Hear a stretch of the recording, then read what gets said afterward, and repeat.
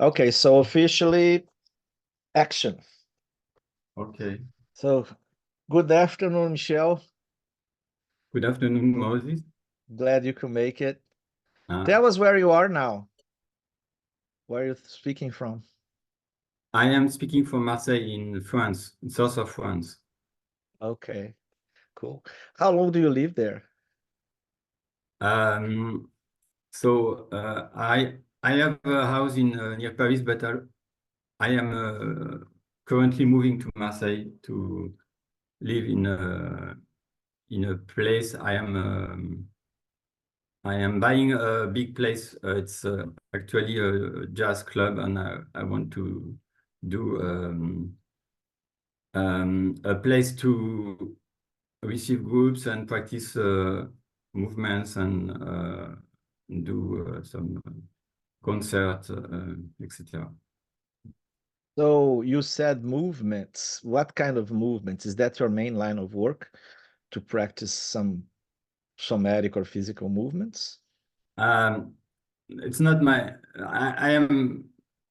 I don't work anymore, but my passion in life has been mainly the Castaneda teachings, and since 1995, Castaneda has shown a system of movement called Tensegrity. Tensegrity, a term from architecture meaning tension and integrity.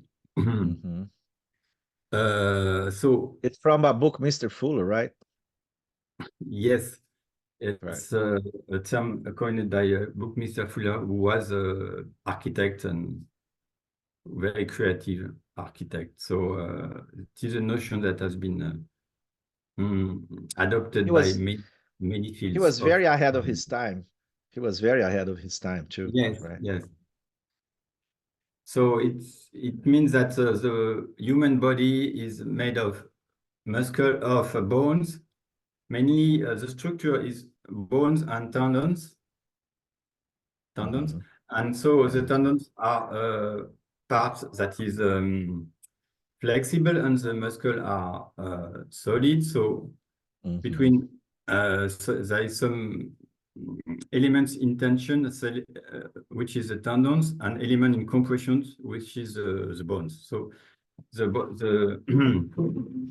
is a possibility of deformation without. Can you go if you demonstrate a movement, could you go a little farther from the camera, because otherwise it's Yes. gonna cut your head?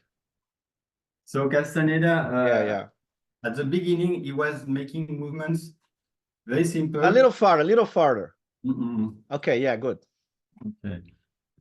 At the beginning, when Castaneda was still hiding from the public, he showed to small groups, especially in Spain and in Mexico and in Los Angeles, some very simple movements like this one, for example, with a tension and release. So like this one, tension, release. So Because the term, like you said, is called tensegrity, which is tension plus integrity, right? Yes, okay. And he was speaking about the energy of the tendons. Like when you do this movement, he says there is an energy flowing through the tendons and getting out like that. So with the tension and release, you are using the tension energy, the tendon energy. So then after that, this kind of movement can make some modification in the state of emotional and mental states.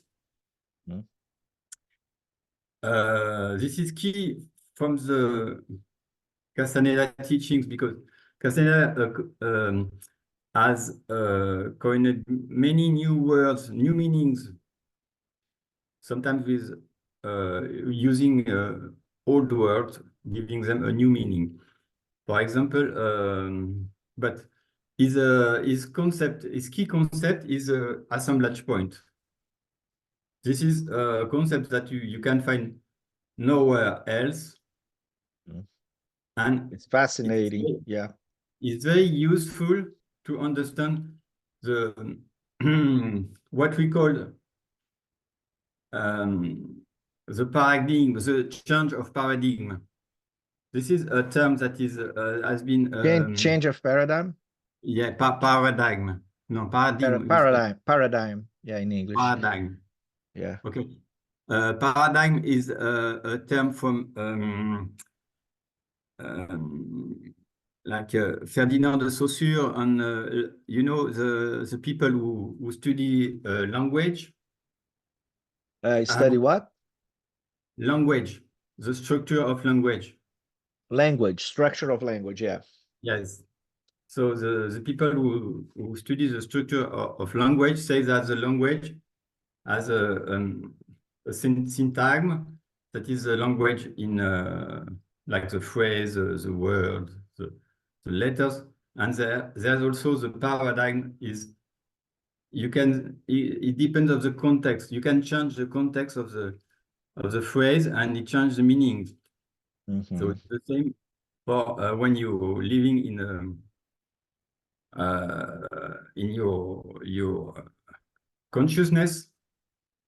You are in a state of consciousness, and if you change that state of consciousness, the meaning change also. Right. So So the same word might signify or mean a different symbol or meaning depending on the yes, context. yes, depend Michael, could on you your put the status. camera a little bit up? You're cutting Mm. your head when you're sitting. Yeah. Okay, good. Yeah. So the assemblage point, as Castaneda said, he learned from the ancient people from Mexico, is a new paradigm, a new paradigm to explain the change in state of consciousness that we can experiment naturally when we are in love or very angry or very sad or very tired, but also when we take power plants, meaning hallucinogenics or entheogenics, Psychedelics or entheogens. Yeah. psychedelics, as you say. Yeah. So in the 60s, many people were experiencing this big change of reality around them just by taking psychedelics, and this change of reality were explained by this notion of assemblage point, meaning there is a point in there is a luminous cocoon around us, so you can find this concept in ancient teachings from India or even in Christian. It's like an energetic body, like a Yes, I like cocoon, to see right? one saints they have or like the Virgin of Guadalupe. You can okay. So there is an energy bulb around us. So, and the physical part is only a description, meaning everything is in with the assemblage point. You can explain many things. You can explain the fact that at a certain position of the assemblage point, you can see the physical body as we see it now. But if we change the context of the assemblage point, we change the position of the assemblage point, which is behind to the right. You can see something like For everybody, is it the same place? no, it's the same place for everybody now in our Or day and age? time, our time on general place everywhere in the world, but because it is a mondialization, but Globalization, yeah. globalization, yes. But you can go to some remote part in the forest and people will have a slightly different. assemblagement position. But with the internet and phone, there is a standardization of the awareness of people everywhere in the world. So it's more Like a difficult. monoculture, like they do with agriculture, is a monoculture for human beings, right? Yes, you can have different, I mean personalities in different contexts, but it's complicated to isolate yourself from the awareness of other people. We are in a field of awareness, even if we have no direct contact with the people, but we are feeling their awareness, and their awareness are impacting of us and making our assemblagement get closer. This is what they call the spirit of the times or the zeitgeist. Yes, Yeah. Mm-hmm. spirit of the time. So the challenge now is to move the assemblage point in a controlled way, because Controlled way. the controlled way, yes. Sorry for my French accent.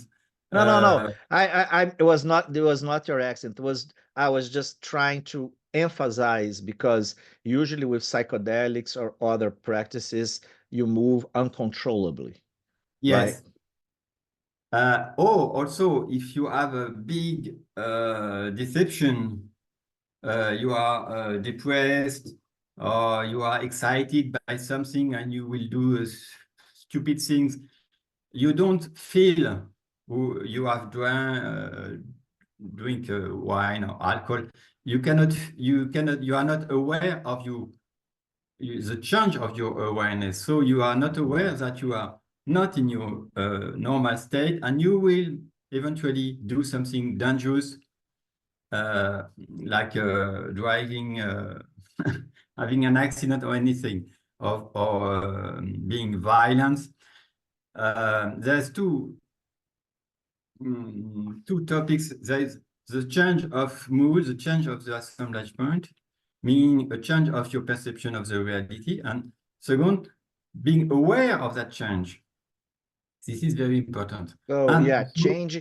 So the assemblage point, just paraphrasing you, the assemblage point is responsible for a change in the perception of reality, right? yes, And the it is. second thing you said, the second thing remind me, like then you can change this perception by changing the assemblage point through some awareness, like conscious control, right? Uh, Generally, we are not aware that the awareness is changing, and we are not aware how to do it. We don't know how to control it. And some people are stuck in generally, many people are stuck in a position of assemblagement. So for them, the reality is unchangeable. And if they are not happy with this reality around them, sometimes they can feel that the only way out is to kill oneself, The because they don't suicide, know. the suicide, unfortunately, the suicide They don't know decision, that right, to take out their life, yeah, the world can be changed just by changing this assemblage internal. position. Hmm. So Hmm. it's a concept that is really hot, and only Castaneda speak about this. For And him, it's even if the person is not suicidal, for example, but not even so unhappy and dissatisfied with life, would you agree that most people have their assemblage point quite stuck? yes, stuck, yes, Right. stuck, and just okay, they don't know how to change that, or maybe they don't want also, because moving the assemblage point generally causes anguish, causes Anxiety? fear. So you have to go through a phase of fear, and so We don't like that. When you And say after, anguish, when you say anguish, are you talking like anxiety, which is a big yes, epidemic anxiety nowadays? and Lots of people having anxiety and panic attacks everywhere, right? Maybe people are moving their assemblage point without knowing. it's a little bit more complicated because Castaneda is very technical, in fact, almost scientific description of all this awareness thing. So it's a science of awareness that you cannot find anywhere in the science, in the physical science. Even Because in I the know, New Age, even in the New Age and spiritual literature, right? you can find things about awareness in the Buddhist, in the Taoist, in the religious or philosophy, yes.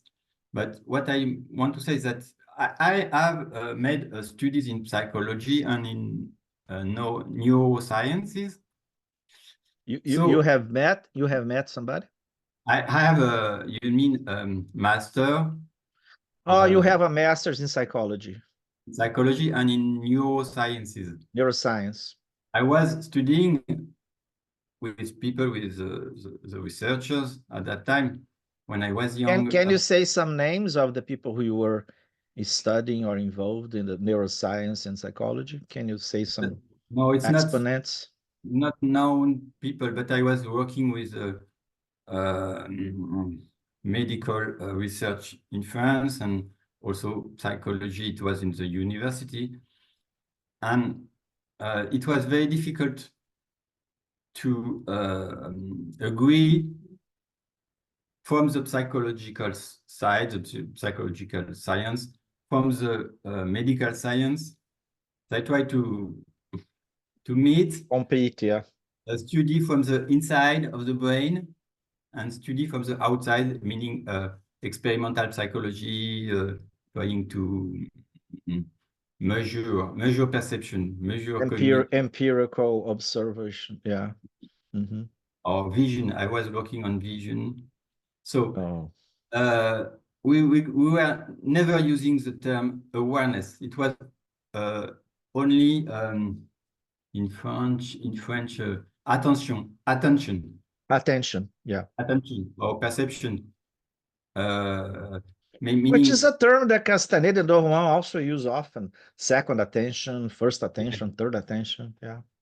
yes, attention, you can, it's a scientific concept. You can say, okay, he is not attentive. You say to someone, look at a dot on the screen and try to analyze that dot, give a feedback. And if the more you are in a state of attention, you will be more precise or etc.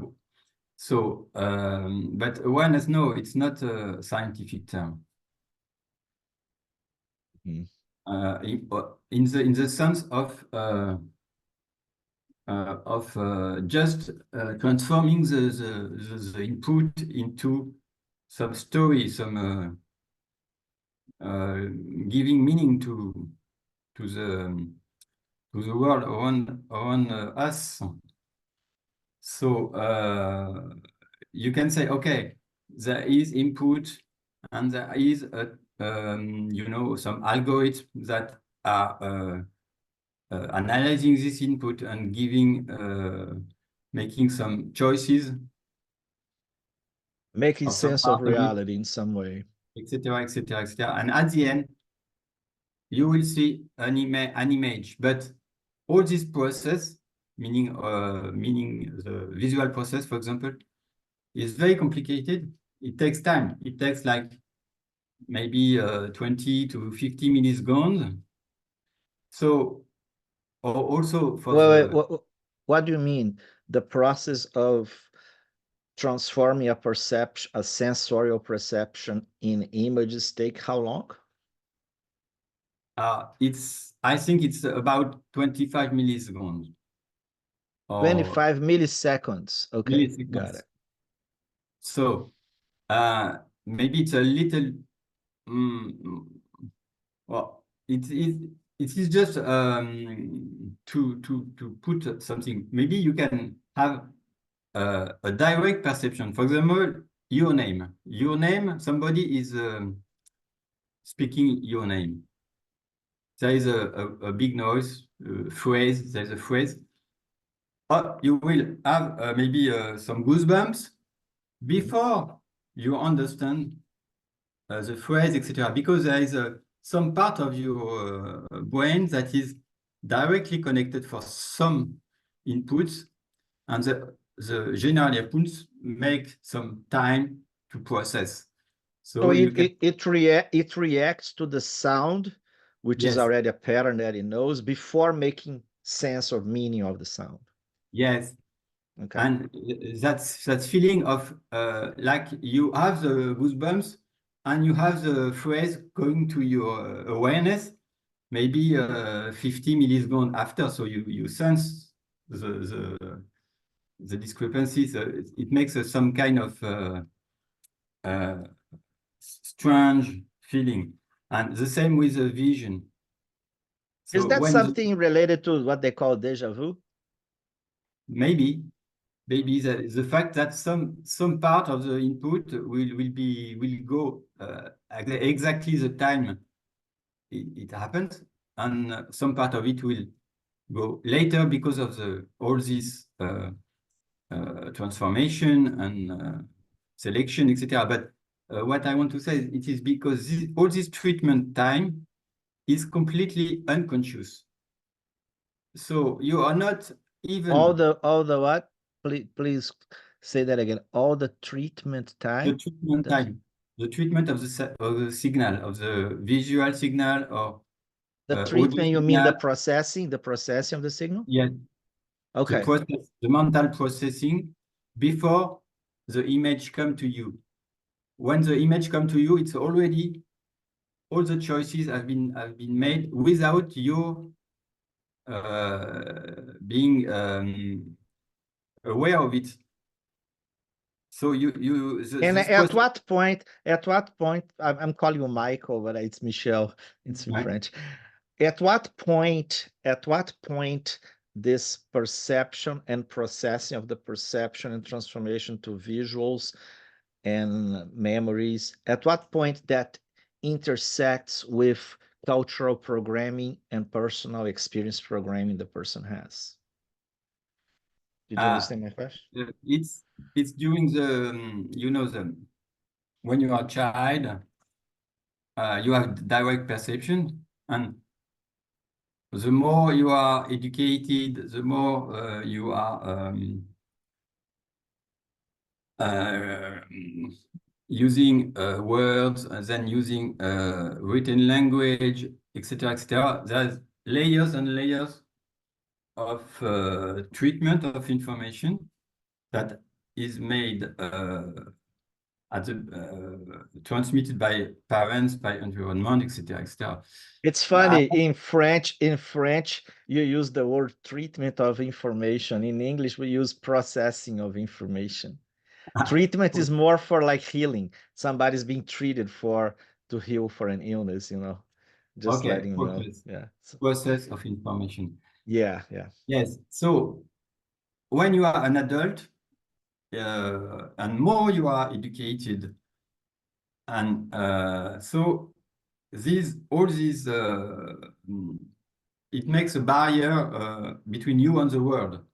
So the world is perceived through all this treatment that is fixed for All the filters, right?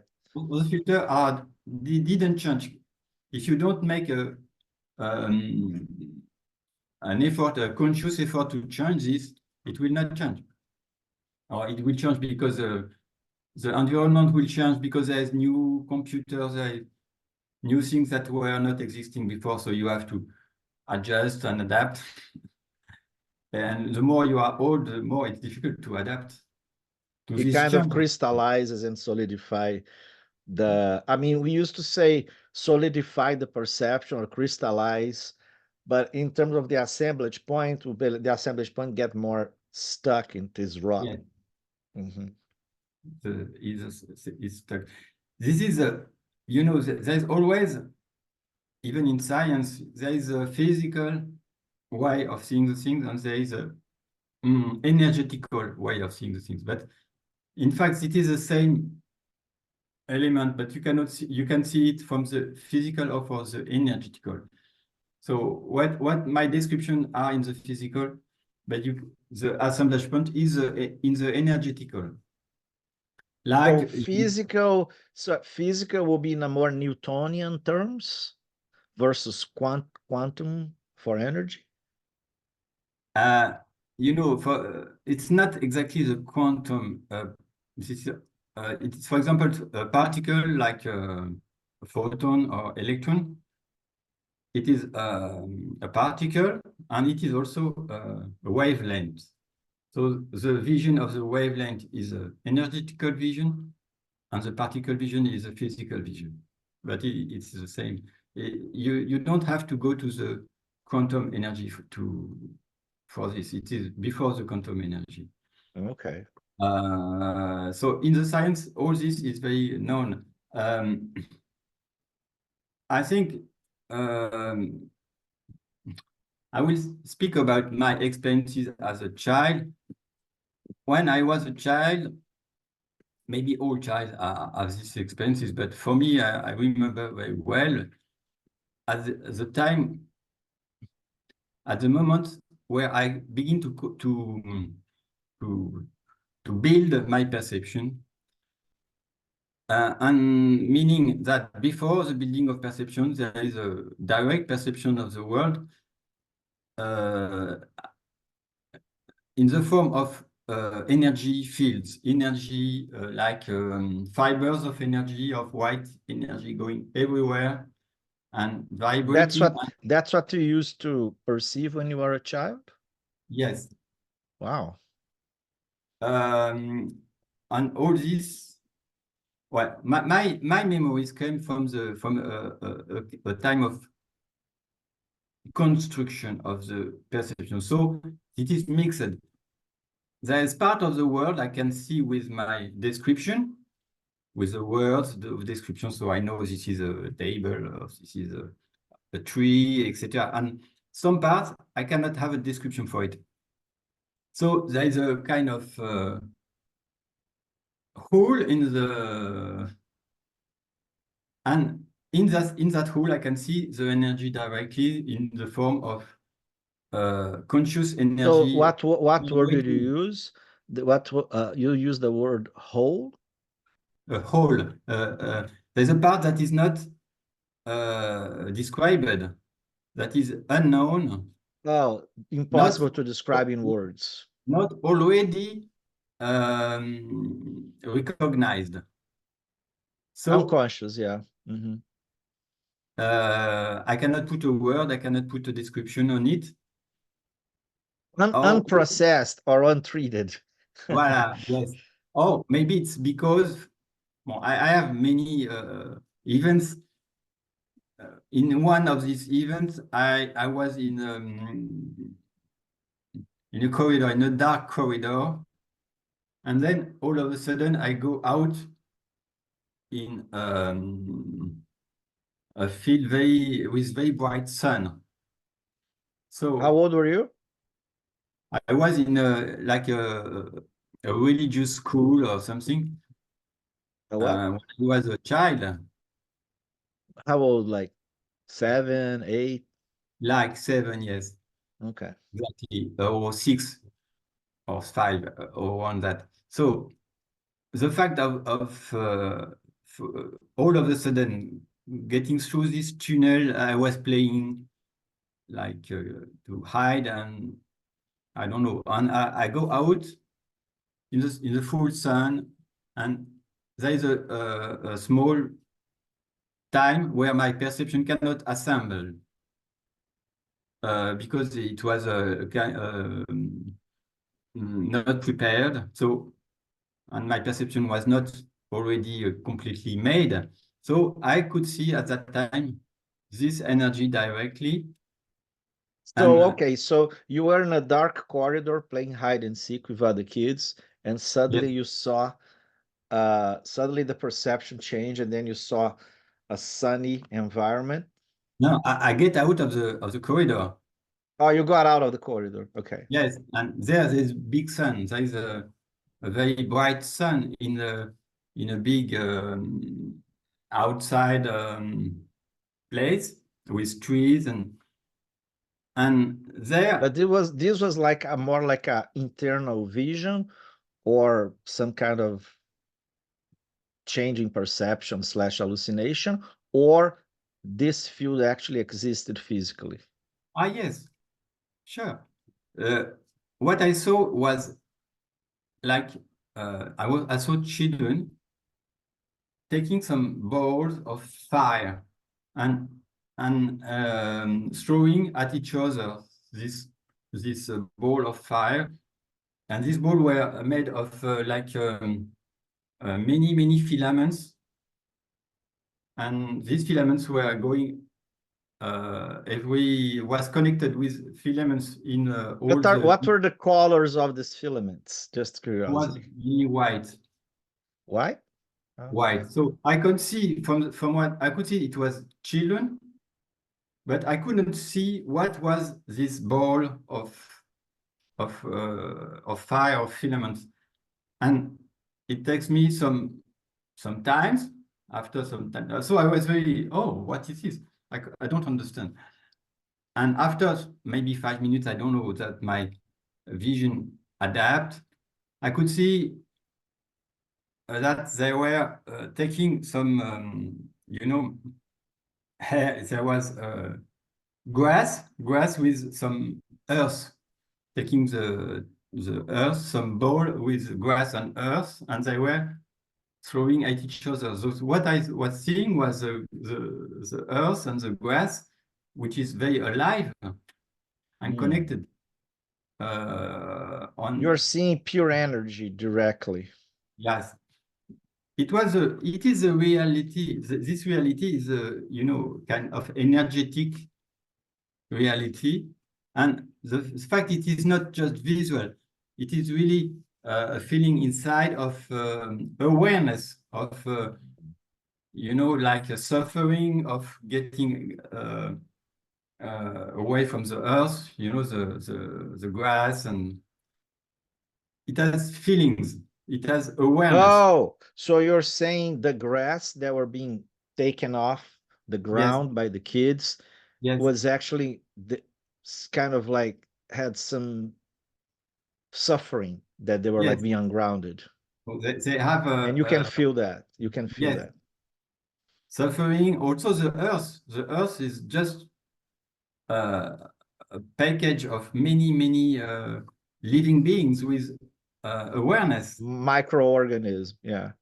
That were just unrooted from their home, right? Yes, this is just one example of what I want to say about this direct perception mixed with normal perception. So at some times there is some part of the picture that are being unknown and strange, not defined, and because at that age the perception is not structured, yes. And also there is also another feeling. I could have that feeling that when the perception is very structured, it is boring. It has no life. It is like flat.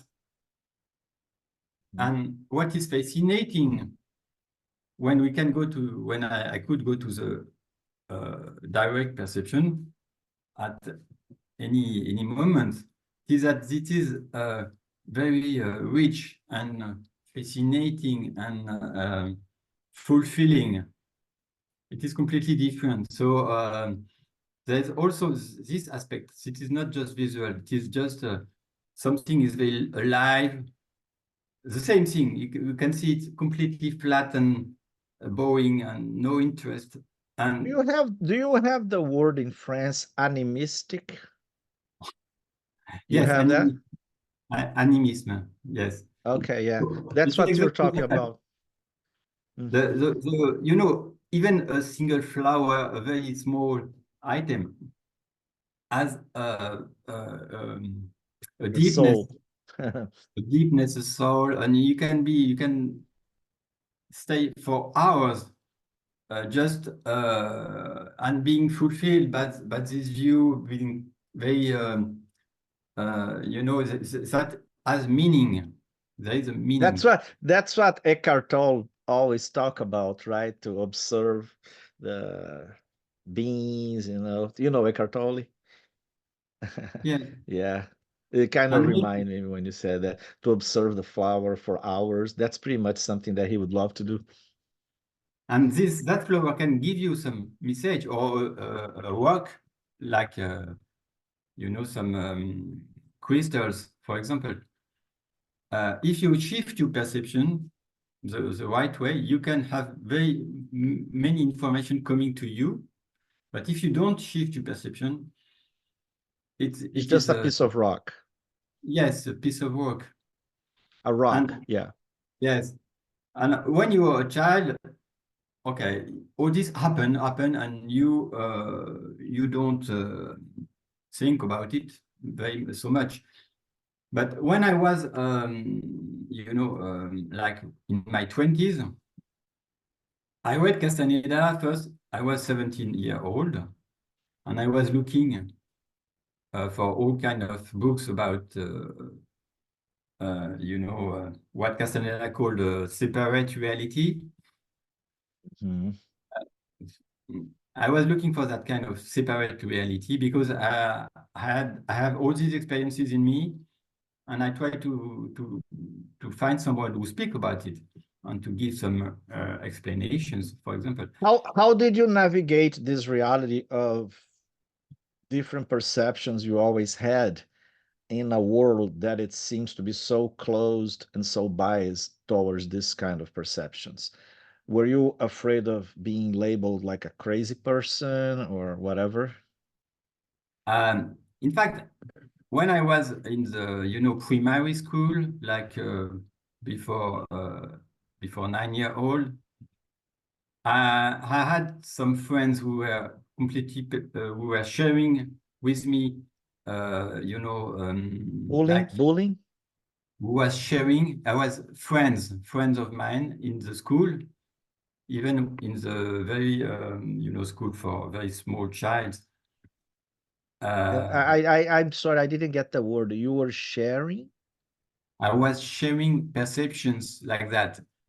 You know, Sharing. Oh, you are sharing those perceptions with them, some perceptions of different world, of different reality. and they would make fun of you or something? Now, you mean, I mean, with other guys who are like me, who, you know, other Oh, child. there were other people that had the same experiences that you had, and then you had some Yes, friends to talk about it. we had the experience together Okay.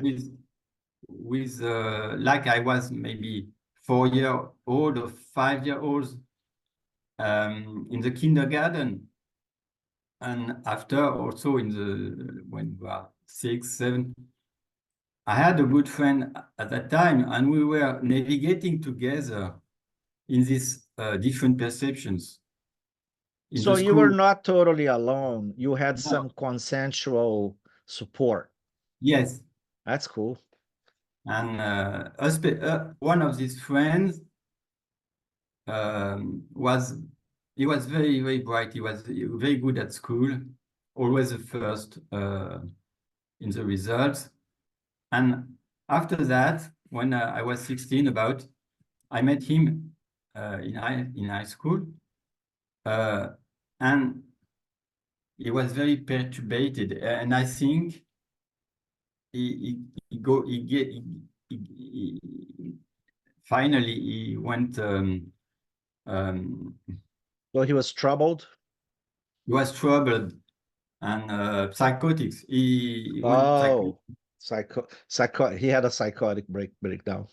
Yes, he was too much in this other side, and it gave him an unbalance. And this experience as a child and as a teenager, all without the use of entheogens or psychedelics. It was just yeah, natural. just natural, yes. Mhm. And but me, I was very integrated in the high school with my. I had friends. We are going to look at nature, to look at birds and plants, and So you're grounded. You're more learning grounded than your names. friend. And it was very, very happy time for me, and find really and there's no this. I was away from these strange worlds. I could have a So integrate you were away from what strange words? The conventional or the unconventional? the strange worlds where this friend was still Navigating. like hiding, and he was hiding in this world. He was finding solace in these worlds, very strange world where we were when we were very young. We were exploring these worlds. But after that, I have go to the normal world, and You became more integrated with yes, society and culture, and yes, he didn't. And yes, that caused his psychotic breakdown. yes, exactly. Okay. Okay, then after that, I met other friends, and we begin to take some psychedelics Mhm. Which and ones? like or to smoke pot and to take Mm. some LSD or things like that. And then I had a like a opening of uh, another way to enter these other worlds. I had forgotten them at that time. So all the Uh, memories from childhood of all the perception you used to have with your assemblage point more fluid and everything came back with the psychedelics when you were in the 20s. yes, this world, these possibilities of moving the assemblage point are always there. But I mean, with the psychedelics, it is dangerous. It is Mm-hmm. dangerous because they came after you have constructed your perception, you have constructed your limits, you have integrated the sociality, etc., etc., and it comes like some shocks, Disruptive break. Yeah. disruptive, and it can make some I don't find my words, but Unbalance. It can unbalance or create some yes, chaotic states for those who are not integrated and grounded, right? yeah, especially those who had difficulties to integrate and to build up. Those more intuitives and more sensitive that Yes, were not so into this physical reality here. Yeah. It makes a and lot of sense what you're saying.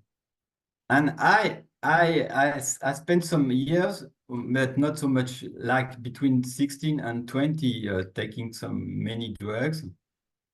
But when I was 17, I found these books of Castaneda, and he gave me some many information.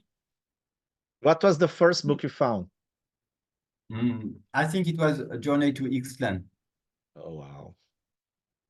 In fact, That's I a good just one. finished my, I just finished my baccalaureate. I think it's the end of high school when I was 17, but I was in advance. Generally, it's 18, the Sorry, baccalaureate. I didn't understand. You just finished what? My baccalaureate, it's What is that? an Oh, exam, bachelor, Bachelor. something Right, like right, that. right, right. An exam around 18, generally. I was 17 only.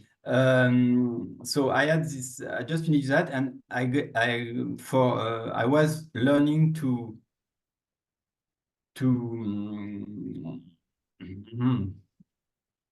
deal with children in holidays, and it was like to have a diploma to take care of children. Okay, I was Oh, there. And okay. So you were in your psychology no, it was graduate. not in psychology. It was It was just before, to before. have to get some money at during the holiday Like and summer camps, right? summer camps. Yes. Uh-huh. So I was learning for that Volunteering. Uh-huh. to have this diploma for this. And at night, one night, there is a Jewish guy Jewish? who a Jewish guy Oh, right, right. who said, I have a very interesting book. I want to read a chapter to you. We were in a big room, in a room with we are sleeping in the same room. Oh, like in the kind of a summer camp of kids. Yes. Mm-hmm. And he read a part of this book speaking about, allies, Yeah. the fight with allies. And he said, oh, you should, it seems very weird, but I think this is real. So I think this is what? real, this is real. It seems Uh, this description seems very weird, no? the description seems weird. Weird, Strange. Okay. yes. And maybe it seems to you that you will find you will think this is just stories, but for me it's real. Okay, Mhm. so He said that to you. He said it to you. he said to This all, this we were friend. like 5 or 6 young people to go. Oh, so you were sharing that with the kids. No, no, How no, old no, were the no. kids? No? Not with kids. We were the people in The the staff, the staff, training to have the this diploma, teachers. teachers training. Okay, so mm, okay, he said that we were quiet, we were listening to this story, and for me, I said, "Oh yes, this is That's strange. interesting. It is interesting, but it's not it's not possible." I know Oh, by that that time you were already close to that possibility of perception. completely. It was just I Ah, was just opening like like when you read a story for children or a like you fantasy, were more skeptic. yes, a fantasy book. But in fact, these experiences of sometimes you are walking in the wood or you are walking the street and there is some like kind of spirit speaking to you and giving you some information. And so I had these experiences even when I was like 20-year-old or 17-year-old. Sometimes it happened to me. So I say, oh, maybe it's possible. I don't know how to interpret this, but yes, sometimes some strange thing like that have happened to me. At that time, I didn't remember my child experiences not so well than now, because I have made conscious work of recapitulation, and in this conscious work of recapitulation, I found out for my child experience. Can you define for the watchers what is recapitulation, how that integrates with the Tensegrity movements, the Yes. Castaneda thought? So in Castaneda, I found many things that I could do myself. I found I found the walking without focusing. Oh So yeah, yeah. I started to walk a lot. You have to put your hands like that and watch at the horizon without And maybe focusing. you do that with the fingers too, something that you put the attention on the fingers like that too, Yeah. right? Put the attention on the fingers. I did a lot, and doing this, some insight came to me. Slowly, first technique. Second technique, gazing at rocks or at dry leaves. Oh, So like the not doing practices. this is a gazing technique. Oh, gazing, okay. Gazing techniques means you sit.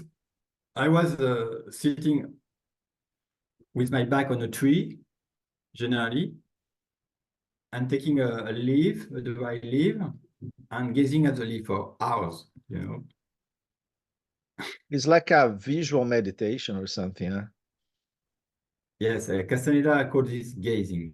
And gazing, you can gaze at the rocks, or and you find the You can as gaze I, what? you Towards? find you shift your perception by this gazing, by this waiting for a long time, just gazing at a very small item. You can shift your perception. You go to a kind of inner silence state, and it makes that change of perception that I was speaking about before, as when you were a child and you were fascinating by some items. At the same time. So, but you do it deliberately, you do it Volitionally. Uh-huh. volitionally. You just decide to do it without knowing the just because you trust the technique. You try to find what Yeah.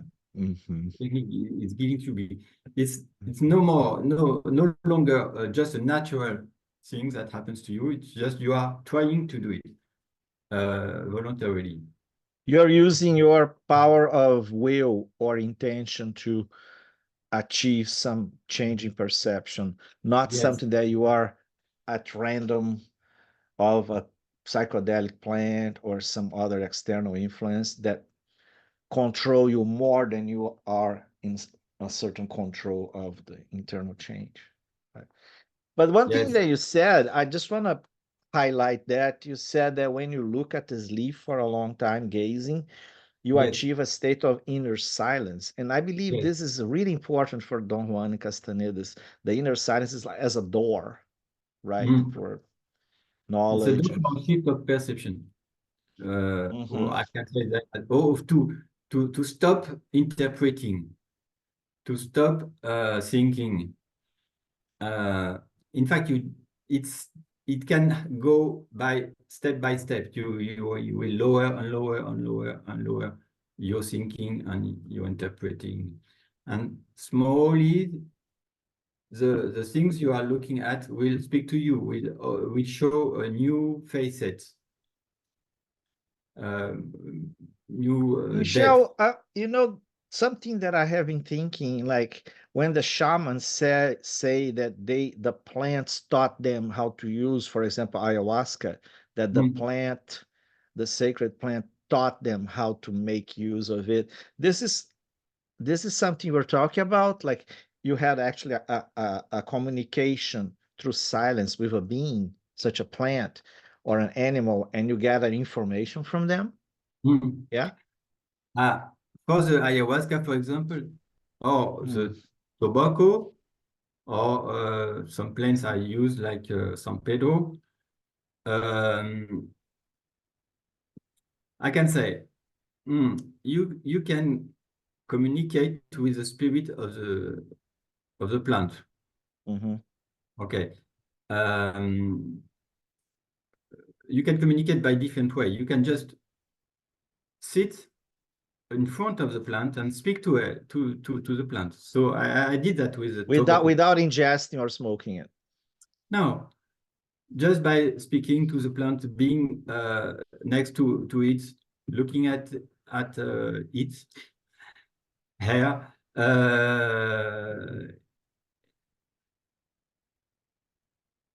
just by Yeah, inner sight. what gender is a plant? Is that a he, she, it?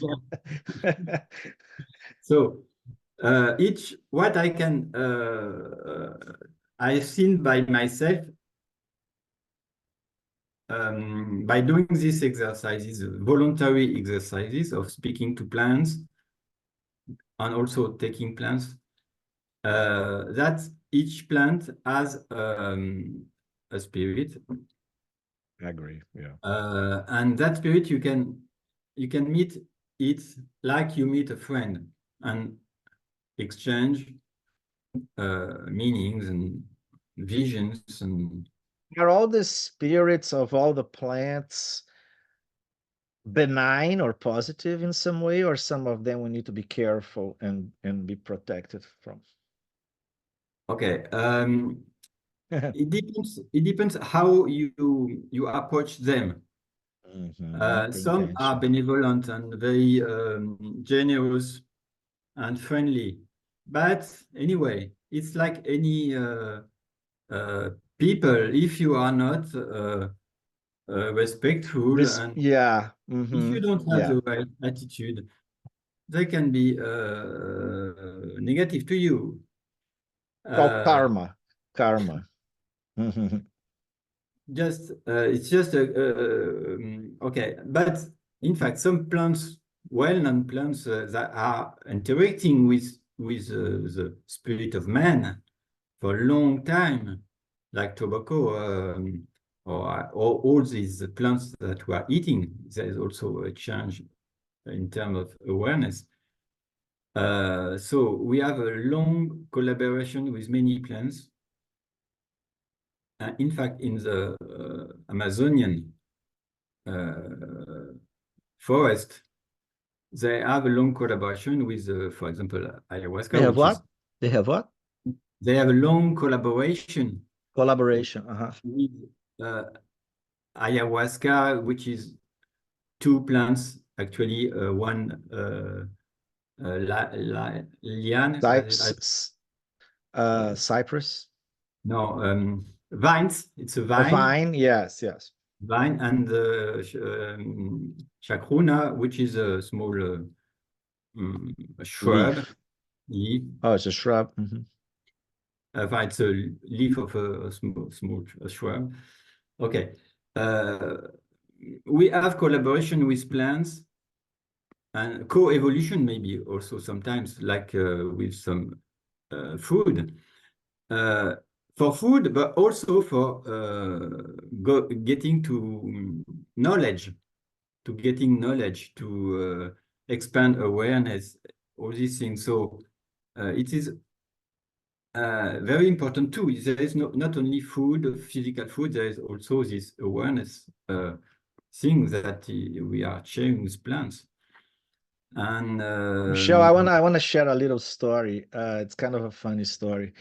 In '95, I went to Esalen. Do you know the Esalen Institute in Big Sur? Yeah, I went yes. there and I was working as a volunteer, a work study, and I was fortunate enough to meet Terence McKenna there, which is a big exponent of this whole evolution, right, between plants and human. And Terence McKenna, during his workshop, he finished the workshop reading a passage from Journey of Ixtlan, the wave. Remember the wave, the image of the wave? I don't know. It's like a big wave Ah, yes. frozen. I can't remember exactly what it is, but it was very significant. Mm. And he's thanks to him, I think we have a lot of knowledge about this interaction between plants and human beings, right? Mm. What do you think But about Terence McKenna? I never read his books. I just know the name. Oh, he But has many, many good interviews in YouTube. mm. You don't need to read the book if you don't have time. Okay, I will check Yeah. that. Anyway, sorry for interruptions. For example, what I like to remember, it's, when I was like 20-year old, I was smoking tobacco.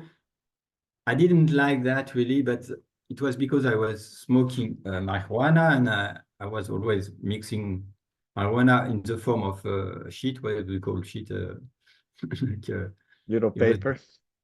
no, not leaves, but that pasta, that dark pasta.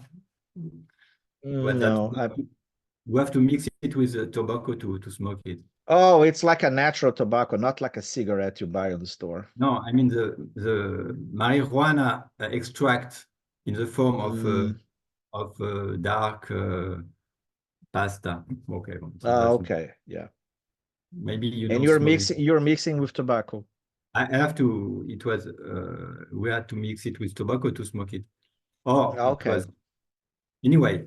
It was expensive, so we have to mix it with tobacco. So I had become accustomed to smoke tobacco for like 3 years or something, and I didn't feel very good about it. And once I was driving through the countryside and I find a tobacco fields in France.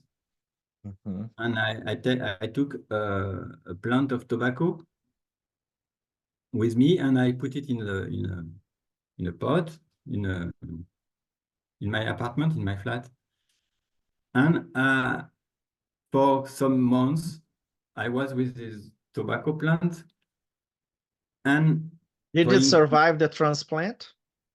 yes, yes, very easy. I have a And hard time transplanting plants.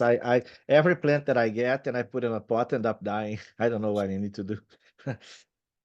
I did that on a kind of, intuition or something. Sometimes you do something without thinking. It's just, I stop my car, I don't know why I do that.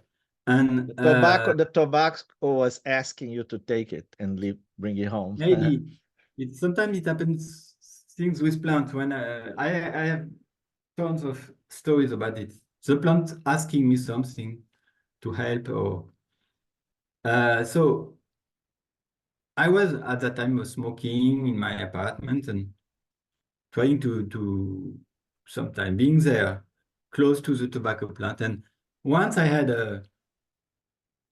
mm, I don't know, a vision, feeling, and the tobacco plant was speaking to me, but it was not the tobacco plant itself. It was giving me information about the spirit of the tobacco plant and the relationship between the spirit and the spirit of man for a long time. And it was explaining to me that it was not his fault It was not if what? it was not by His malevolence that fault. was not his fault, it was not malevolent. If so many men were addicted to tobacco, smoking it and getting a cancer of the lungs, etc. It is just the fact that the man is not using it in Correctly. the proper way. Mhm. So the tobacco gets some benefits from all this addiction because men are cultivating tobacco So everywhere. the tobacco get benefits of this addiction because it perpetuates his species.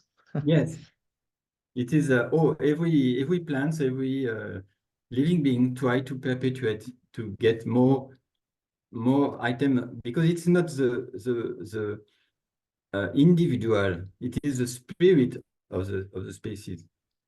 The spirit of the species want to have many children, many items of itself. For Uh, perpetuity, for yes, perpetuity, ideally. uh, we are not very conscious of this because we are just thinking of ourselves as individuals. I want this, I like that. After my death, nothing exists, etc. No, there is a spirit around us, above us. We are part of a bigger picture. We are just a small seed of something that exists around above us.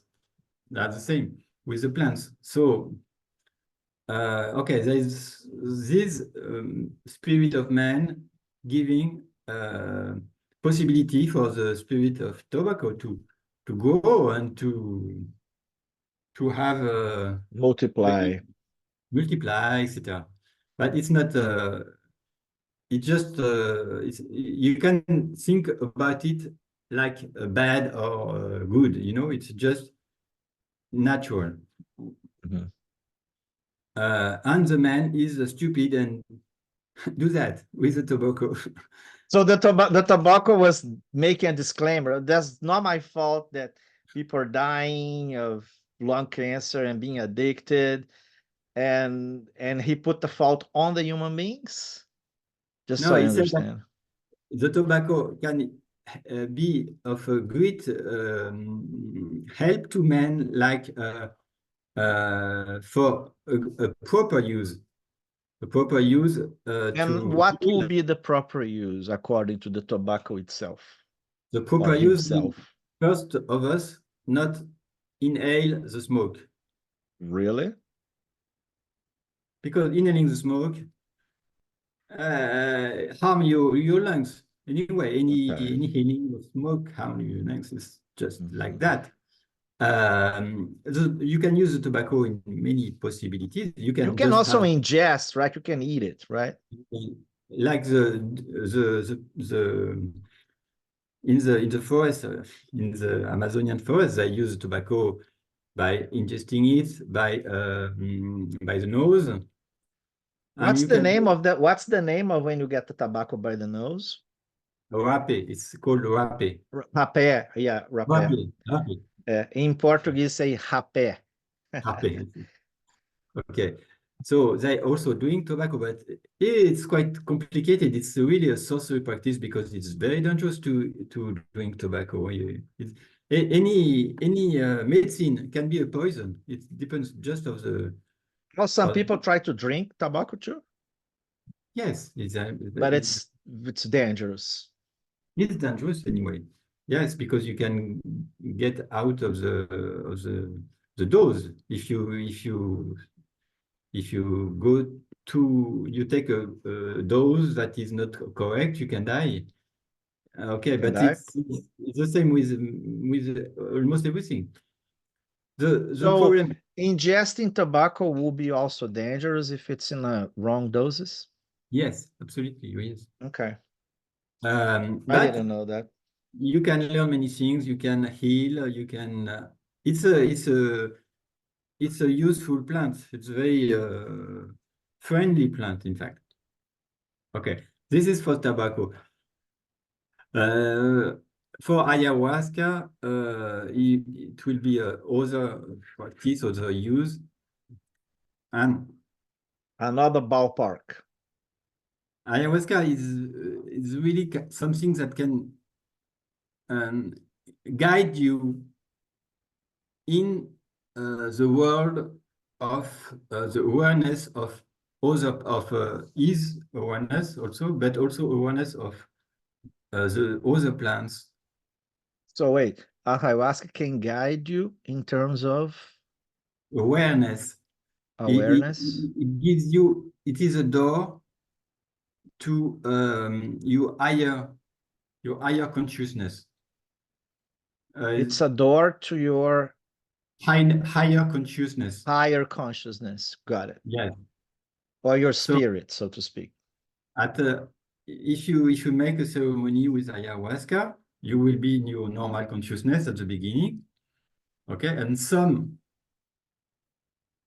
of the people, not everybody, and at a certain point, you will go to another consciousness. Mm. And in that other consciousness, you will be able to explore the world of awareness of a shaman. The shaman world, I call this shamanic world. So this shamanic world means awareness shared by all the living beings and also some dead people. That's why we call the ayahuasca the wine of the dead, because you can get into Oh, contact I with. didn't know that. You can get contact with deceased people. And it is, well, it is anyway, some people are trying to communicate with the people by different means, but it is a possibility. When you are in this world of awareness, what you can also call it the Akashic annals, for example. You know, if there is, Akashic records. yeah, In Akashic English, record. say Akashic records. So And that would be like probably, have you heard about Rupert Sheldrake morphogenetic fields? I don't know exactly what it is. It's a little bit like Akashic records, but more in a scientific explanation. Ah, yes. Mm. But we don't need science for this because it is a matter of personal experience. You can read about it, but if you don't have your personal experience, this is just you are trusting things, but you don't have your personal experience. Okay. So you're Uh, saying ayahuasca let you access the Akashic records and get information from the ether, so to speak, directly, right? I had the same. You can also say that for LSD or maybe mushrooms, but each has its specifics. Or marijuana too. And also marijuana. Yes, because well, we have these possibilities to shift consciousness.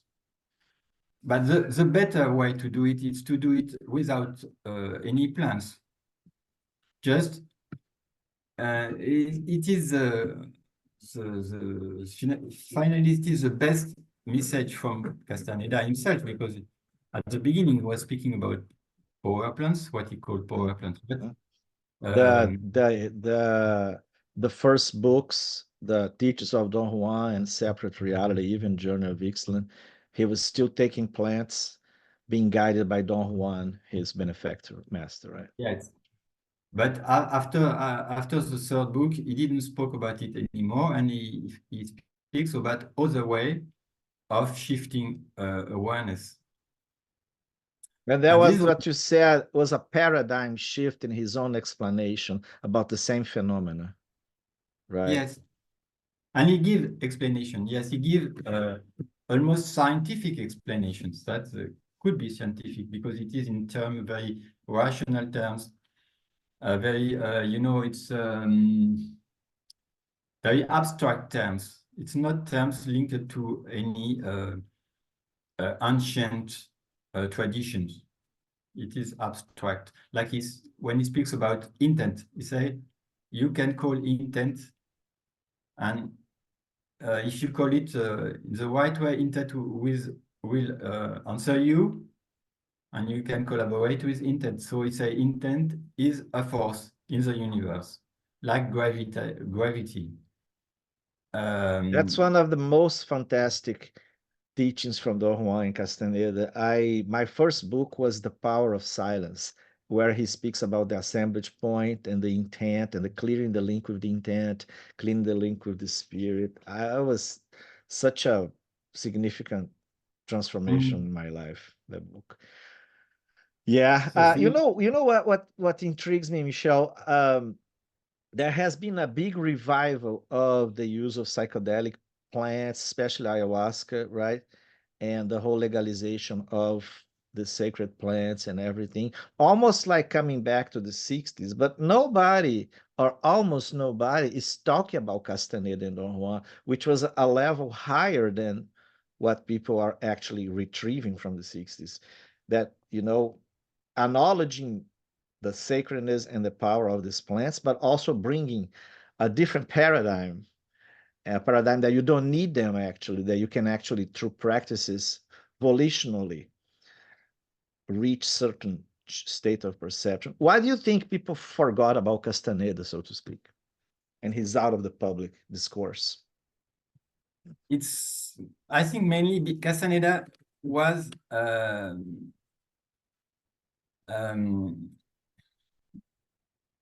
he didn't care about compromising with Status quo. smart thinking people, and he was He actually provocative. made fun of it. He actually Yes, made fun of it. Yeah. and he lied about his birthplace, about his birth date, and just that two items are discrediting him for some people. So in the 1973 Times Magazine interview of him, when he was on the front page of Time Magazine, there was His his book was a interview. bestseller at that time, right? His book, one of Yes, his books. and there are two parts. There are a part with his interview where he said, yes, I am I'm born in Brazil near São Paulo, etc., etc. In 1935, and there is another part where some journalists were finding his records. I will try to change because the light is Oh, not I good. have something to say about that. Have you watched the interview with Patricia Aguirre that I sent to you? Have you watched the Yes, whole interview? this She talks interview. about that, right?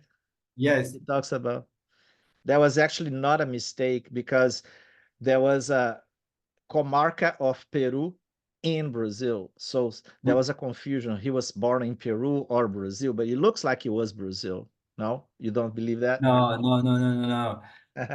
You can find no, everybody has, no, because it was in 1973, this Time It's magazine like a article. myth. Yeah, his life was like a myth. The interview of Patricia Aguirre was in 1996.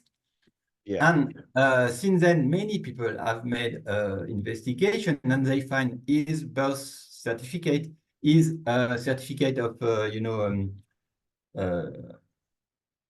baptism certificate, Certificate of birth. Yeah, birth certificate. but also the baptism when you go to the church to be Oh, he was baptized. Yeah, in the baptized. church. So everything has been found. So Where was he baptized? Just curiosity. he was baptized at the church of Cajamarca in Peru, and he was born Oh, in. in actual Peru. Okay, got it. Yes, Yeah. sure. Well, he's a trickster. Everything he says, you cannot, it's by purpose. You cannot like really take with a grain of salt, you know. So he said that I have to borrar, no, effacer. He deliberately said that we have to, in the process of becoming a warrior and to get free from the socialization, you have to change your birth date. You have to change all your personal information. You change your personal history so you don't get bound by all this perceptions of people about you, and your Yes, personal history doesn't control you. And that what you're saying, that kind of like discredit him in terms of the academic field, because he yes.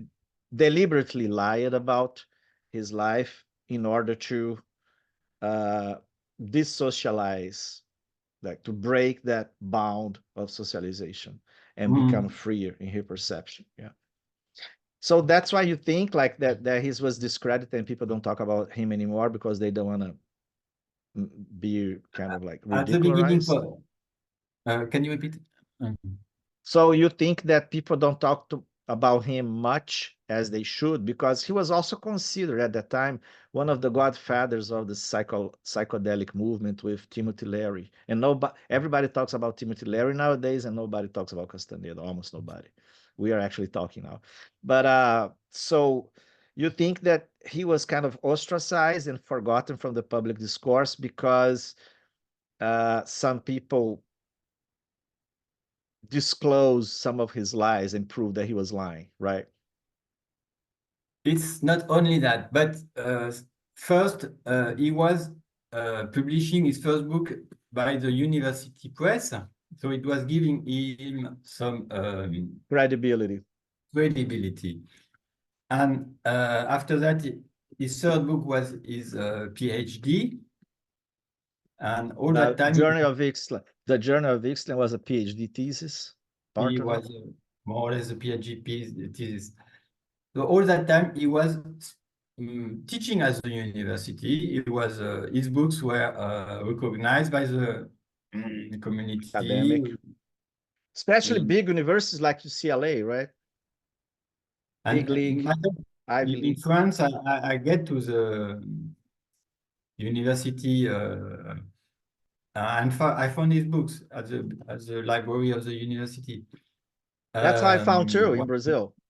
I was 19-year-old and I found 19 years old and I found his book in Department of Psychiatry of the Medicine Library of Medicine in the university there.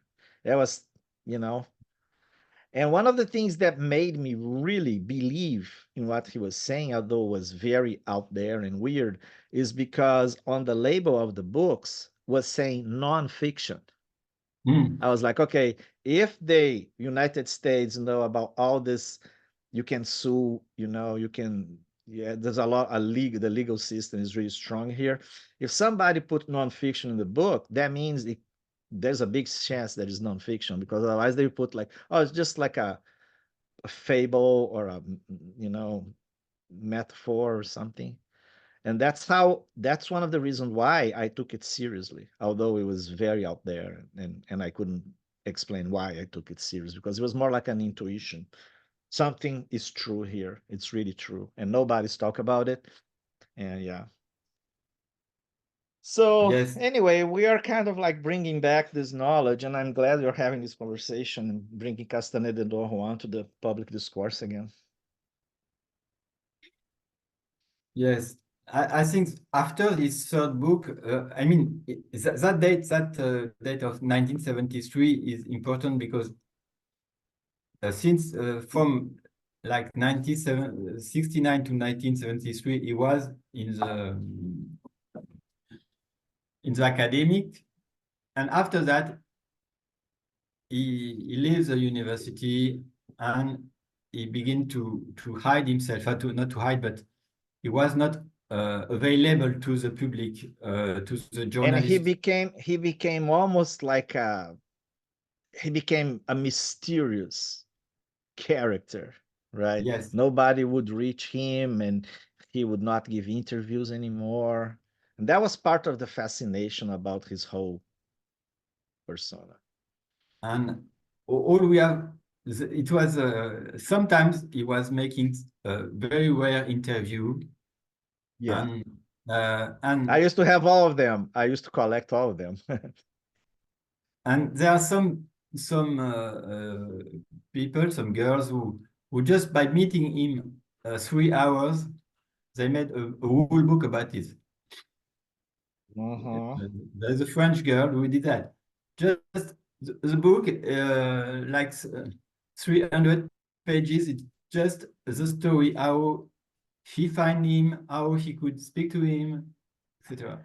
And we I were know, I buying know this book. one. I know a Spanish one. I forgot her name. She did a very famous interview at that time, and I don't know if she wrote a book or not, but yeah, that was pretty interesting interviews. And I remember he said in one of the interviews that he could be very much rich and famous than he was because he had offers from many publishers and to make a movie and everything, and he rejected all of them because that was not the point.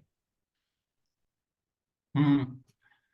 It was, he was not trying to make, he was making money, but he was not trying to make That more was money. yeah, that was not his intention. Money was just like a byproduct of what he was saying, of the interest, Yes. of the truth that he touched and touched other people's heart. And he stayed in his house in Westwood for like 30 years, and with just a very small friends of him, Circle of friends. Mhm. and making his life like that, and sometimes giving a little opening, and also writing books every 2 3 years. So And these books after the Journey of Ixtlan, they are very different in nature. His discourse changed a lot, right? it was very progressively. It changed progressively, not a lot.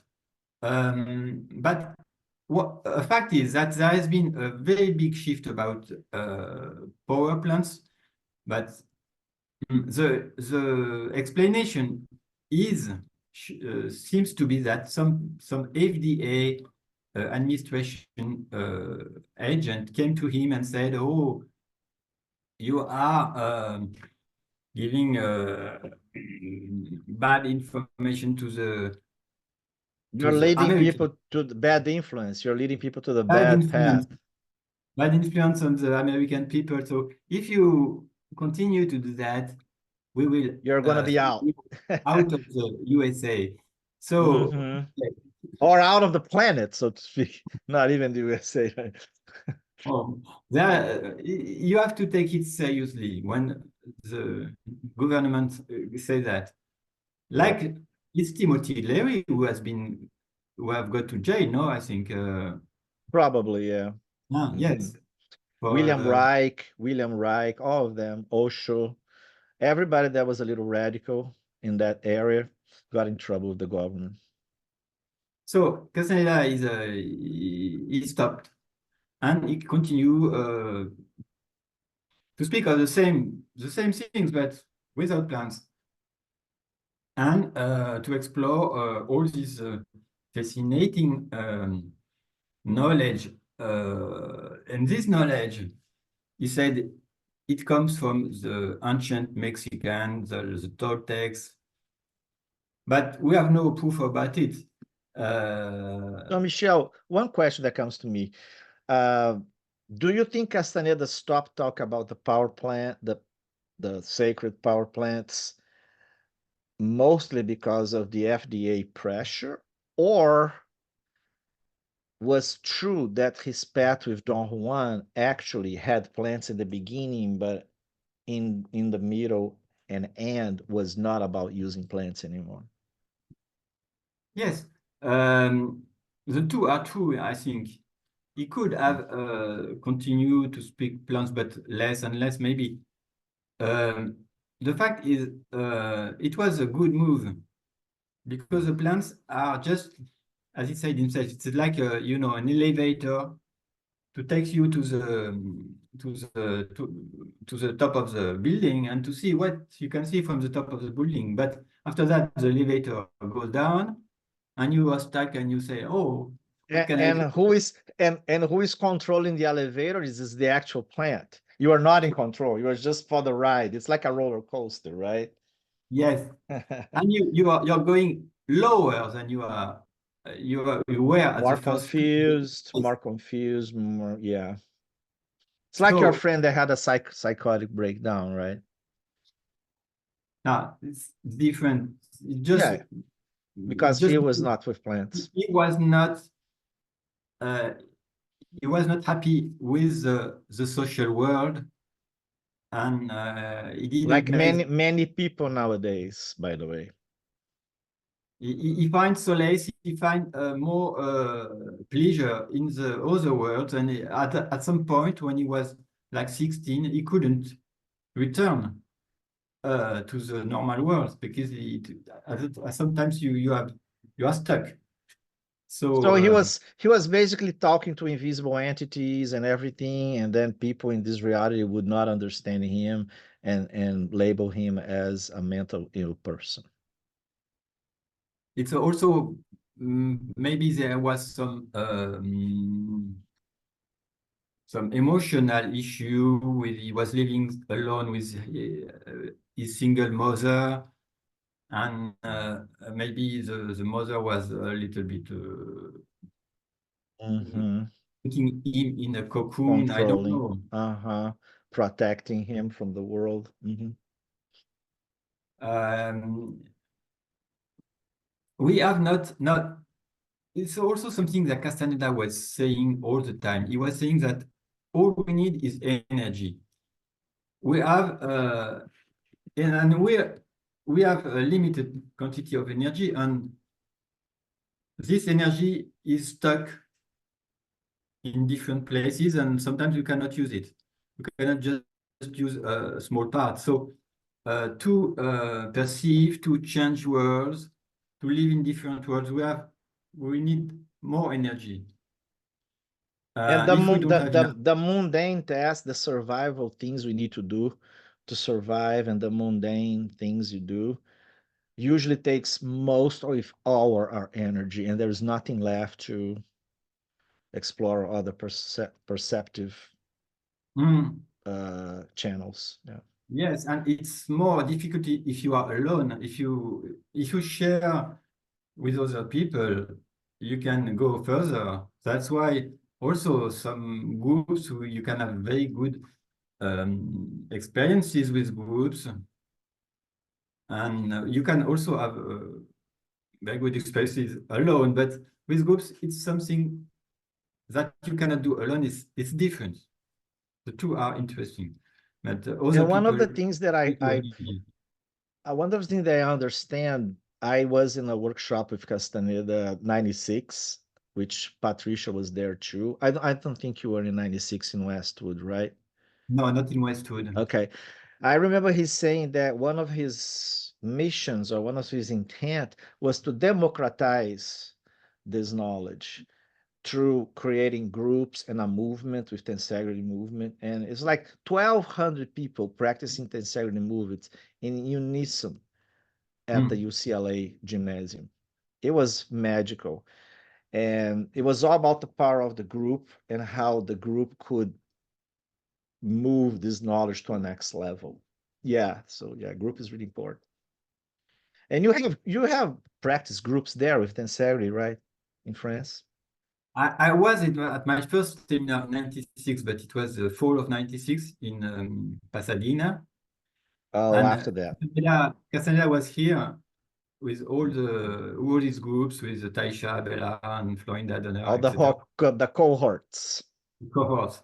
Yes, and just after that, when I returned to Paris, I begin to check with people, and we create a practice group.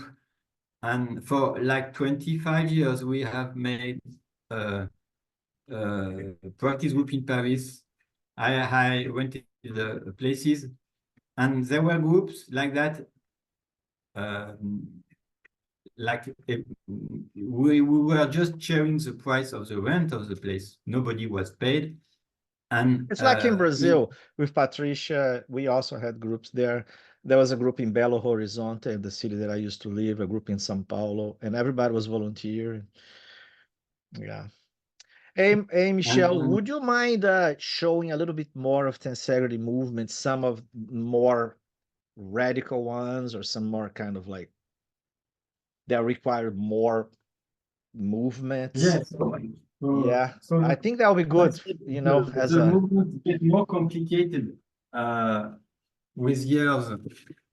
Like I can show you some kind of very or maybe one of for those series, he used to teach those the camera a little bit up or a little bit the camera a little bit up is cutting your okay, head. because I Go ahead. cannot see my feet and but I will try to see more I have Yeah, a slide. that's perfect. That's perfect. Yeah, I yeah. can do this one, which is in one of the videos, like this one. You do that.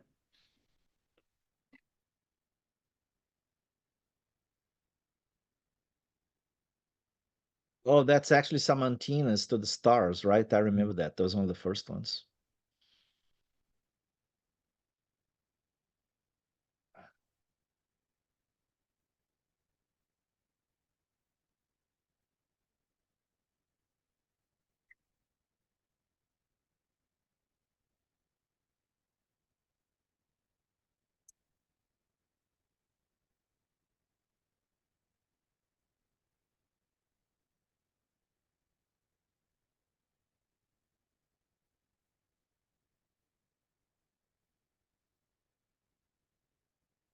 This is one of the movements, but That's there are beautiful. many. Yeah.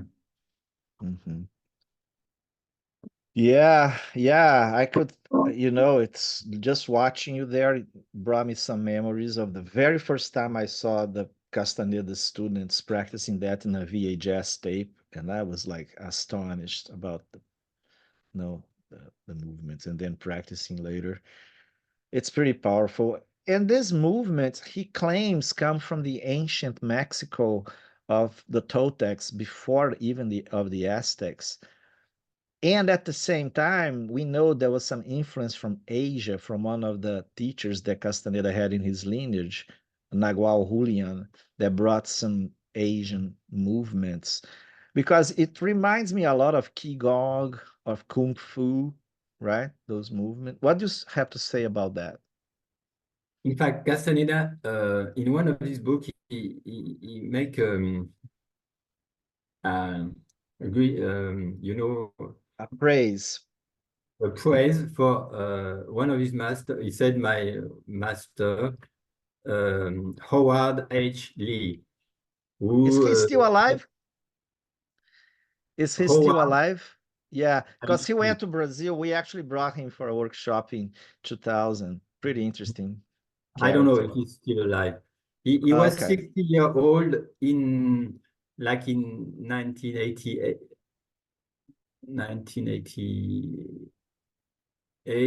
1998. Yeah, but So in 2000, we brought them to Brazil.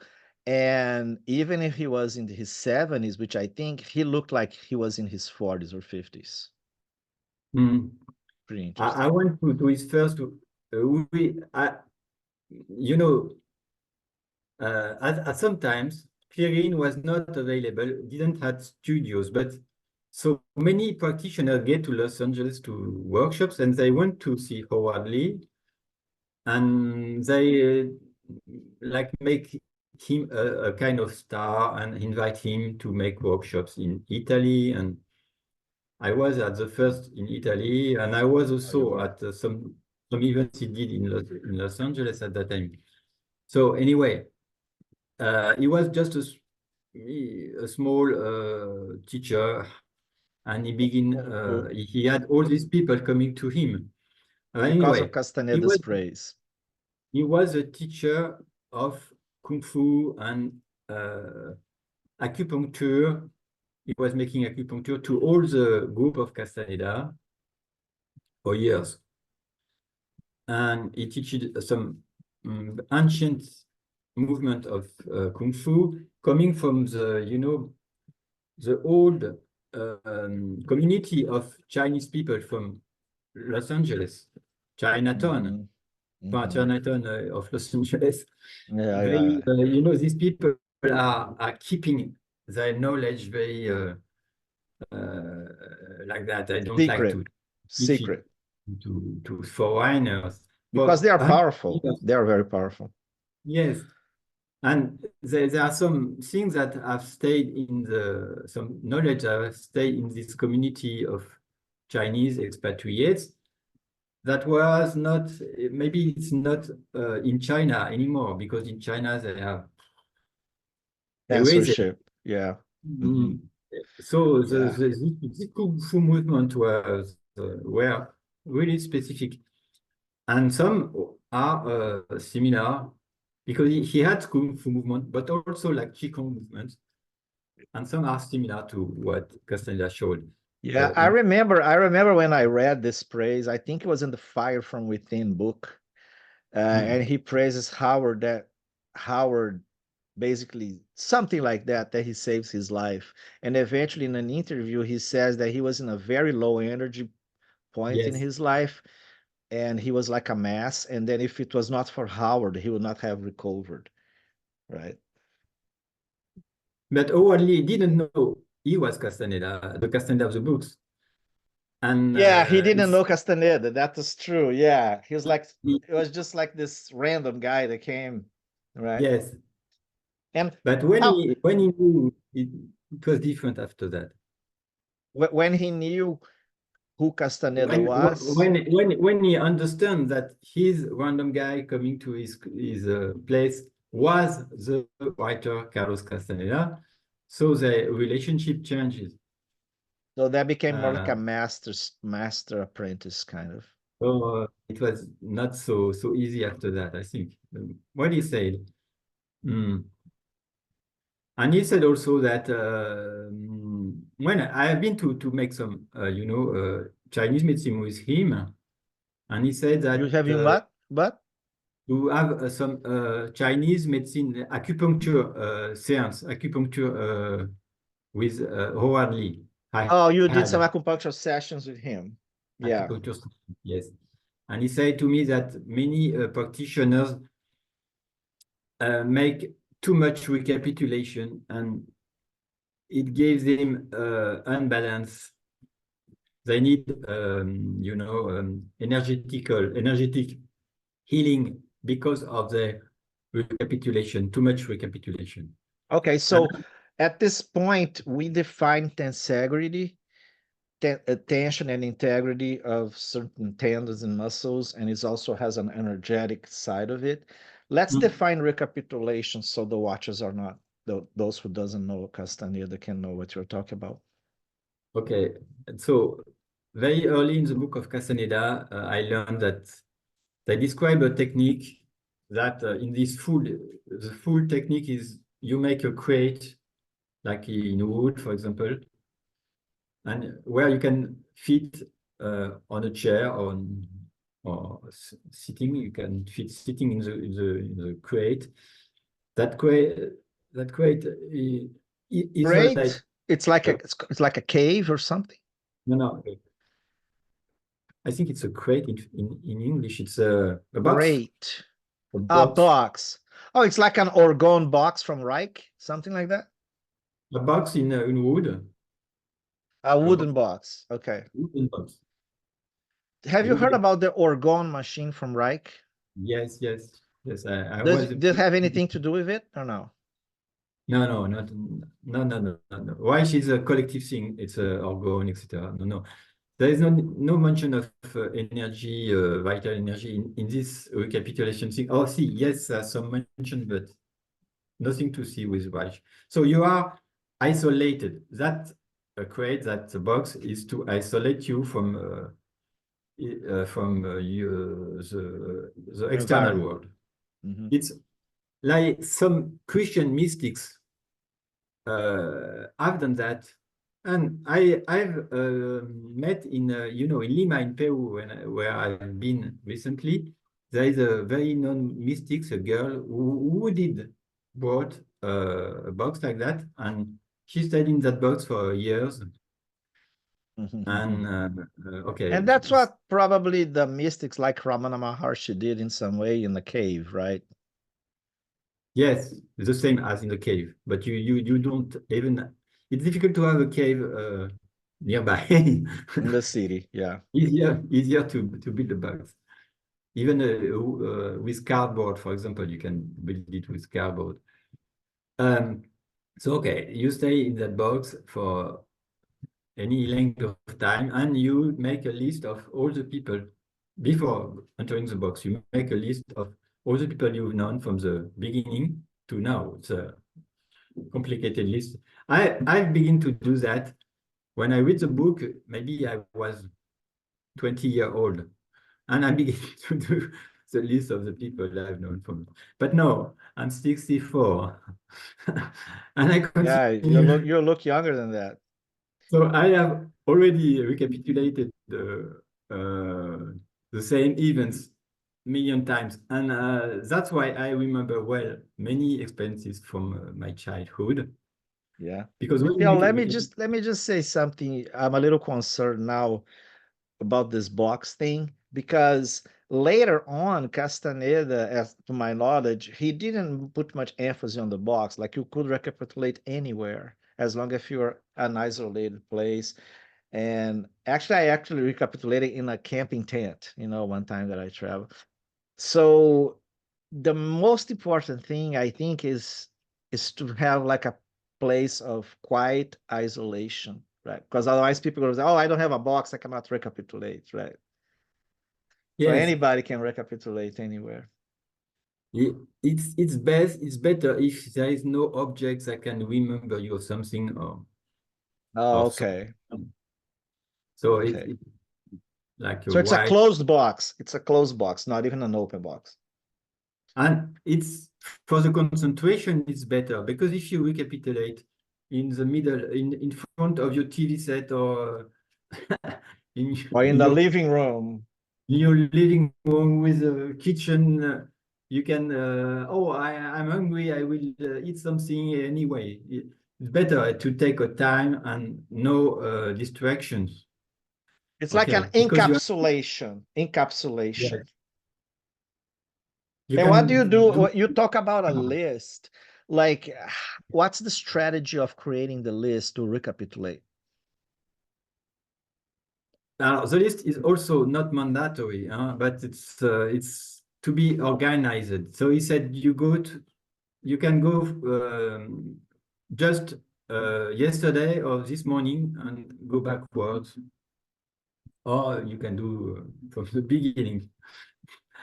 But And it's a list of memories and actions of your life, or is a list of people you met? Can you it's a list differentiate? of people. It's a list of people you've met.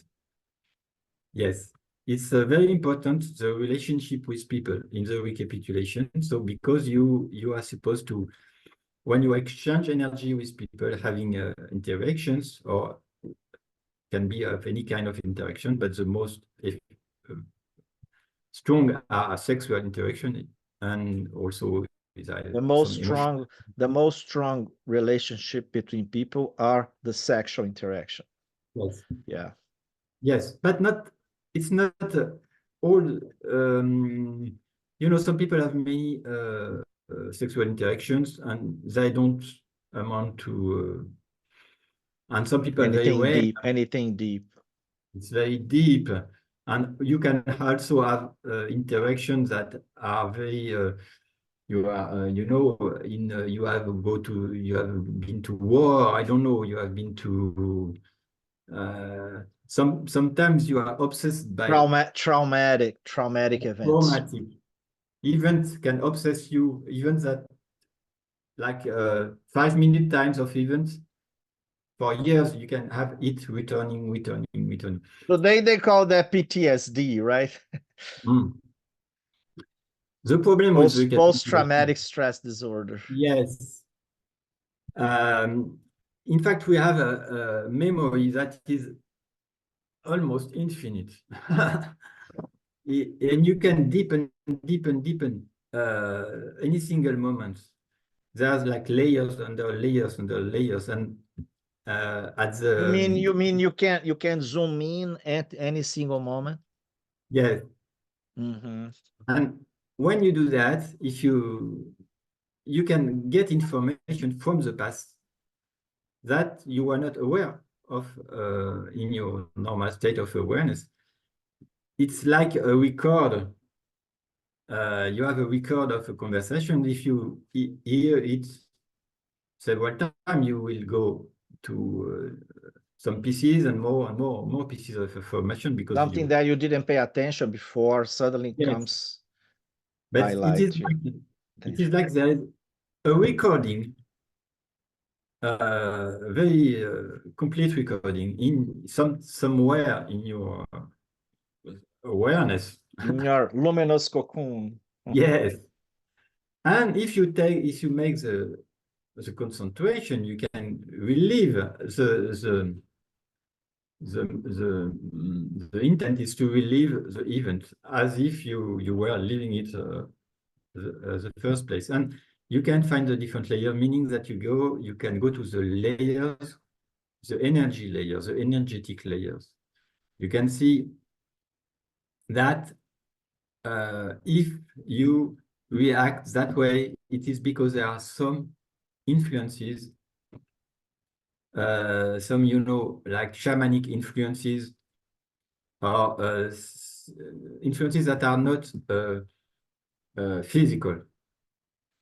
So you're And talking about some kind of energetic blockages or spiritual obsessions, something like that, that could be preventing you to be free in your perception and get you stuck in some rut, your assemblage point kind of stuck. So the recapitulation, as far as I understand, and correct me if I'm wrong, helps to make the assemblage point more fluid and unstuck, right?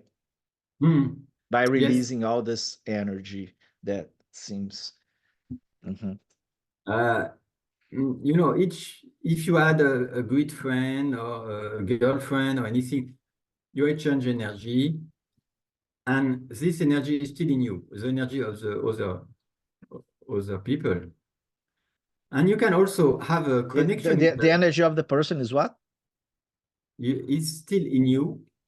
That Still energy in me. Yeah. is still in you. Still in me. It's like deceased person. If the person dies, the person is still here. Uh, Something. you can everywhere you go, you let energy, even if in the places. You can if somebody dies who have a big emotional emotion in a certain place, that Loss. emotion can Mhm. stay here, and you can meet that people, like the ghost of that people, and see what happens. Even especially if you are in a state of inner silence, or you are a child, or uh, I have many examples of this. If you are just stay quiet in a place, you can feel these influences quite for a certain time, a certain amount of time, meaning you go to inner silence. And And that's what I believe the sensitive people and the seers, the tarot people, that they can sense those energies. Also, animals can sense those energies that are invisible for us. mm, And those energies might be one of the reasons some of the ancient artifacts that you find in museums still hold some power or some memory in themselves. Mhm. absolutely, yes. I It's like was a it's like a it's like a secret book that you have to know how to read it. It's energetically. It's not in words. Mhm. it's not secret. It's just go to inner silence is like boredom, you know. Sometimes when you Boredom. boredom, yes, you have to go to a phase of boredom. When you are a child, sometimes you just have nothing to do.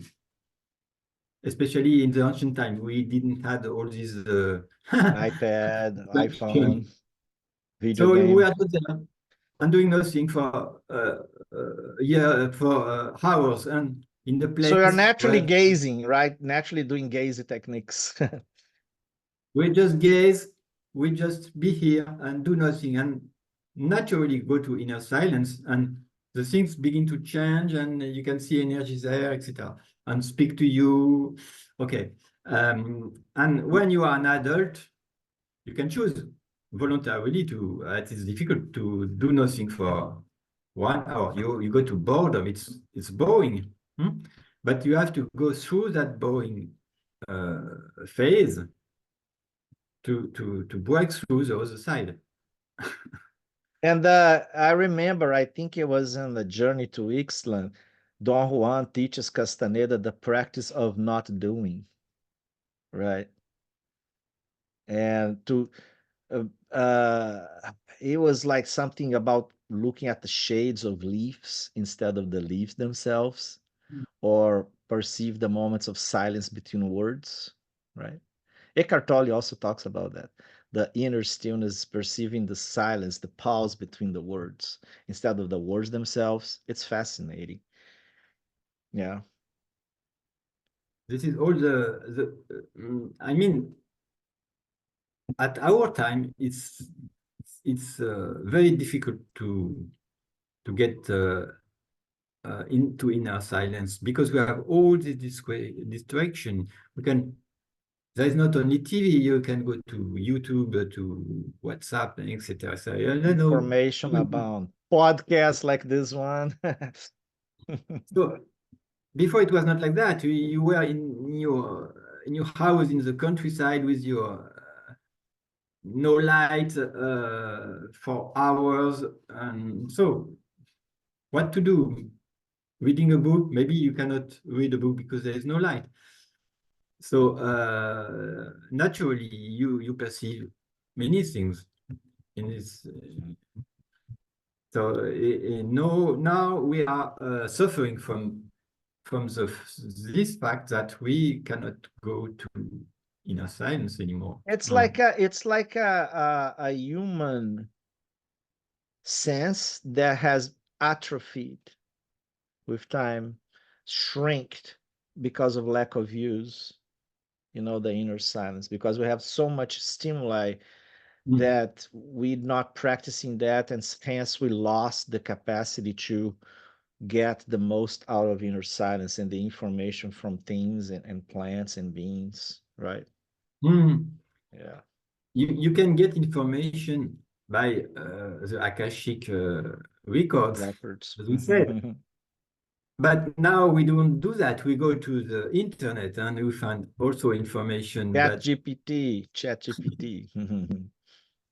okay, but it's different.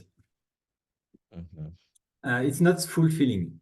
We can get It's lost. not fulfilling spirit. It might be fulfilling intellectually or practically, professionally, but not fulfilling spiritually. I agree. Yeah. And I think this is one of the main criticism of AI, because AI can be really helpful and disruptive and can do many things that we can't, but we need to put AI in its proper place. It's not like the God that some people are claiming to be. Mm. Mhm. And also, it give getting something for yourself, like speaking with a plant or with a spirit, give you value. You can say, okay, it's like when you do something difficult and you find Some sense of accomplishment. Mhm. yes, you use your imagination, you use your strength to build something, even something modest, but okay, you did it. And you have a feeling of accomplishment. Gives you that And gratitude by the knowledge that was imparted to. mm, it gives you self-worth. It's not Mhm. worth that somebody gives to you. You have your self-worth. It's not like an ego based worth. It's more like a being worth, right?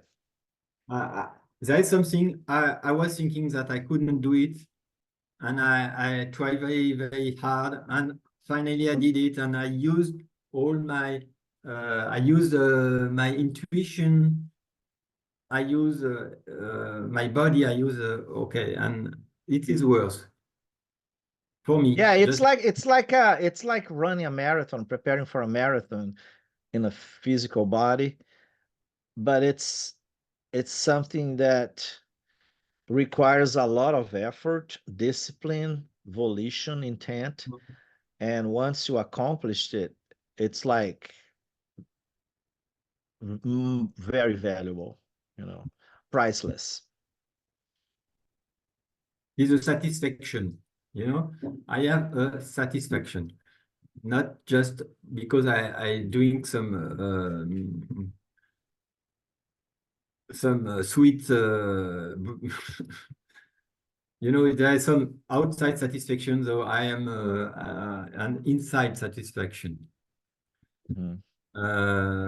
So we need this satisfaction, and one of this satisfaction is with when you find by yourself some hidden knowledge. Mhm. Hidden knowledge that you cannot share it with anybody because the people will laugh at you. You even your father, your children. For And them, like you it, said, you need a group of people exploring the same things or having the same openness of perception to create some kind of consensual yes, support. Mhm. yes. You need to Mm, find your tribe, like they say, right? Find your tribe. yes, exactly. Mm. So, wait, to continue with recapitulation, what I want to say is that Yeah. it's something that can also be misused. Mhm. And you can, And that's what Howard Lee was saying, that people recapitulating a lot and getting some emotional unbalance, and they needed to do some energetic movements and reestablish energetically to be able to have ground to do a good recapitulation. uh, they lost their energy by recapitulating in maybe with obsessions over recapitulating. It's like over therapy, like doing a lot of Yes. therapy, like Freudian therapy, you know, and spending years and years and getting stuck in that rut. Mm.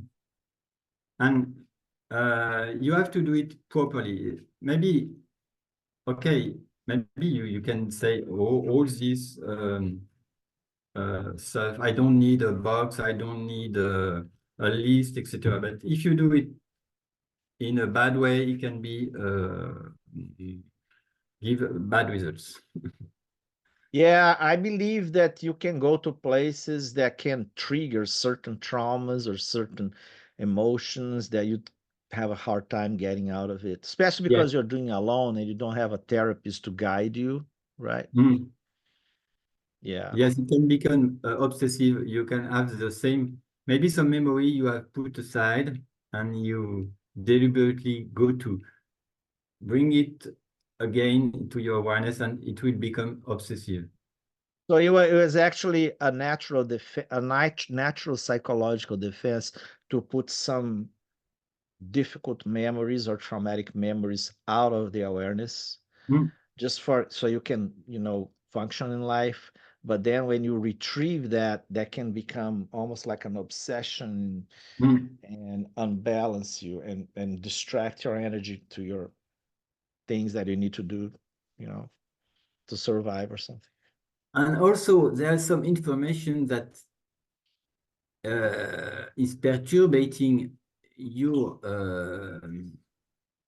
the story you need to live your life, for example, with your the people you live with.